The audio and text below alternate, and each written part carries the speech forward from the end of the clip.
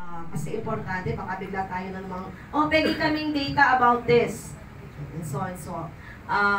Kasi it will take 90 minutes to answer all of the items. 90 minutes. So that is equivalent to 1.5 hours. Tayo may 1 hour lang naman sa isang araw, kaya ang remaining 30 minutes will be on the following session. And then, yung 30 minutes, spend naman natin sa checking. Medyo madugutin yung checking. Kasi, kita niyo doon, ano sabi doon sa ano kanina? Teka. Yun. Ito pala percentage. May scoring guide. May scoring guide.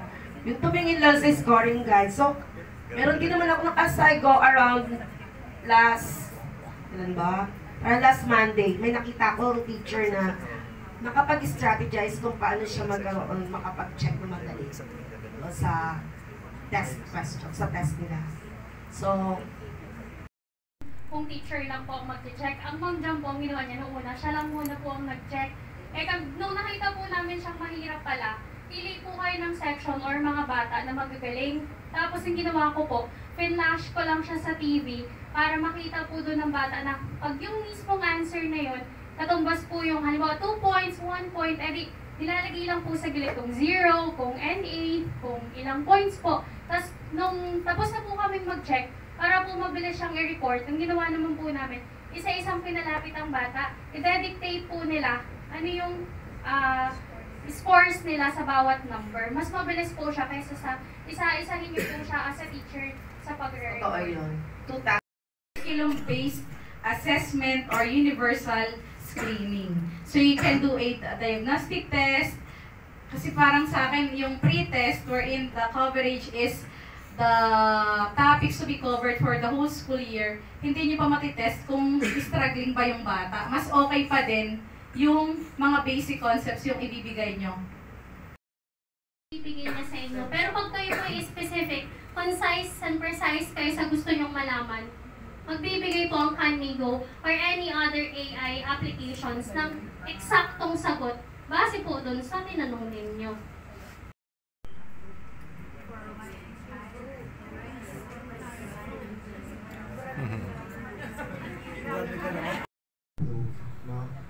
Ang hirap naman po siguro na ang makuha agad natin is pang buong school year. Minsan nga, pag nagpa-prompt tayo ng gagawa ng isang lesson plan in specific lesson, medyo yung binibigay na pa ay hindi yun yung gusto nating makuha. So, improve po. So, we need to be specific on the prompt that we are going to enter on the AI.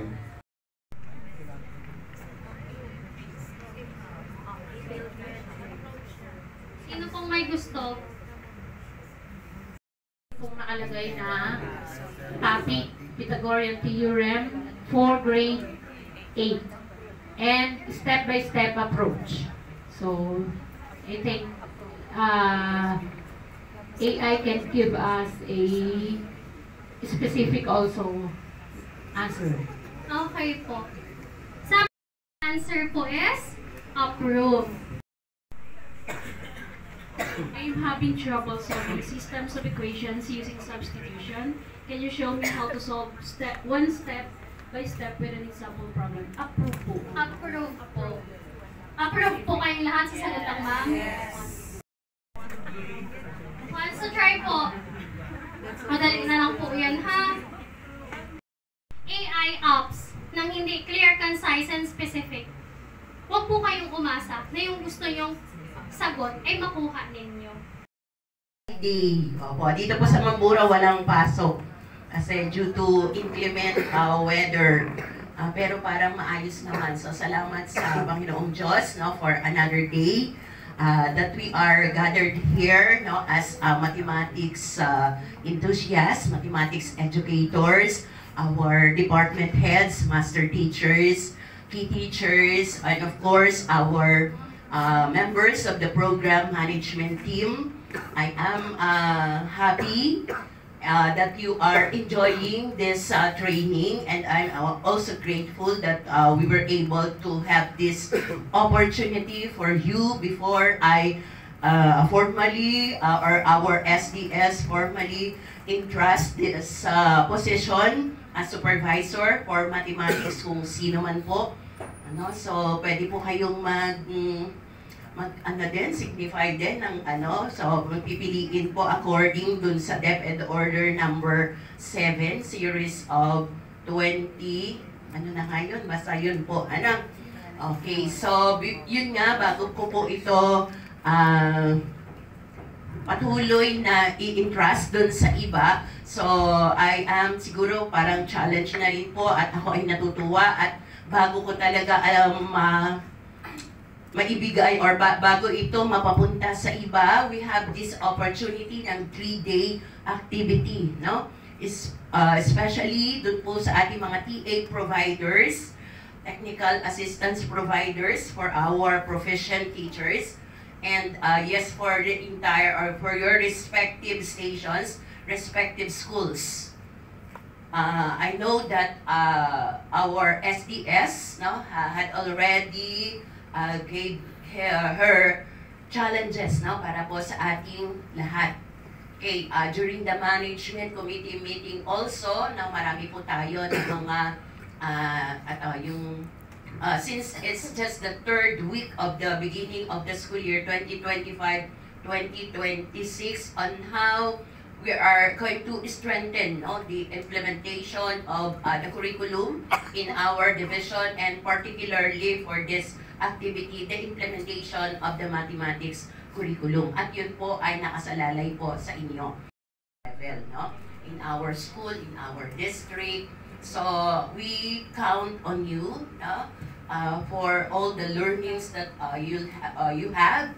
Alam ko, punong-puno kayo po ng kaalaman, Yung Khan Academy, Kanmigo, talaga pong gusto po natin na sana with your resources, available resources, or maybe you can have your partnership to avail or to have this needed resources, so that we can implement, or we can have employ this Khan Academy and Kanmigo. It's very yes, it's a tool, it's help to our teachers, sa inyo po, sa ating pong mga guro, lalo na po yung Kanmigo, in the monitoring of the performance of our learners, It's a kind of monitoring of the formative assessments, and then to have the additional activities for them to have this self-paced learning. Yung, di ba, meron siya na video na panonoorin, and then mga exercises na gagawin, and then makikita niya through Kanmigo, yung mga prompt questions natin, this AI, the help of the AI para mas matulungan yung ating pong mga learners, and at the same time our teachers, nakikita natin talaga yung immediate or yes, the immediate feedback, this formative assessment results, the daily nakikita natin how are our learners progressing on the particular competencies. Lalo na po yung ating pong mga department head. We have here Sir Peterson from Kaminawit, Mama Riby Arbatin, sa Ligaya. And of course, congratulations po kay Sir Joel. Nga pala, nakalimutan ko itong acknowledge during the opening program. Tayo nga po, Sir Joel, our outstanding secondary school teacher, of the Mimaropa region. So, palakpakan po natin.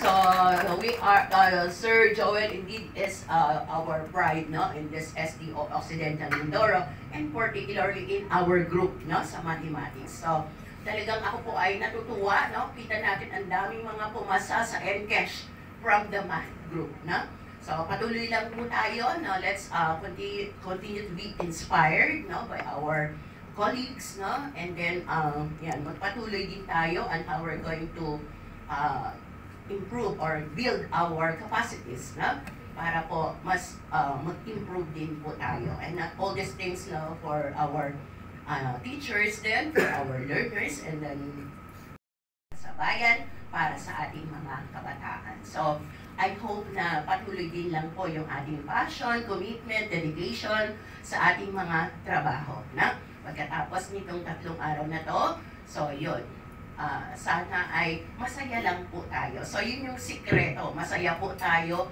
sa ating mga ginagawa. Alisin natin yung mga negativism, no? Maging optimistic lang po tayo. Mag-enjoy sa ating mga araw-araw na ginagawa. Hingin lagi ang patnubay, no, ng ating poong may kapal, no? Alisin yung mga masasamang natin at i-entrust natin sa lahat sa Panginoong Diyos, no? Alam ko na noong unang thank you rin sa ating mga PMT, no, kay Sir Lalo dito sa group na to, headed by the head teacher 6 of OMNHS, Dr. Shirley Masangkay, no? And of course, ito pong mga nagiging katuwang natin. So sana hindi rin tayo, we are very thankful, grateful to this pool of trainers, no? Si Sir John Rayden, no? Yung ating pong situationer ng learning outcomes in math in the ST Occidental Mindoro, the analysis of it para po we will align, no? We will align our efforts, our initiatives, no? Our interventions, no? In addressing the gaps, the challenges in this mga competencies, no? Alam po natin na yun talaga yung challenge, no? The numeracy and the literacy skills of our learners, no? And then si Miss Jel sa ating pong Academy with Ma'am Chris dun sa Canigo, and the newly promoted master teacher of OMNHS, si Ma'am Elda. She will be facilitating today, no, about the M-education or mobile education na siguro kahit sa secondary, pwede rin natin siyang i-apply. It's a kind of phone-based tutoring, no?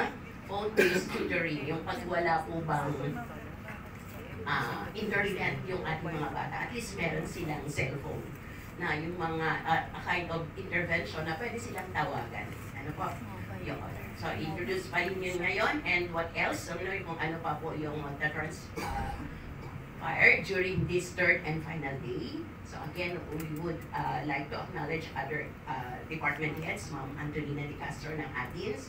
Sino pa po ang ating, si Ma'am Sibilia da Prosa sa San Vicente National High School.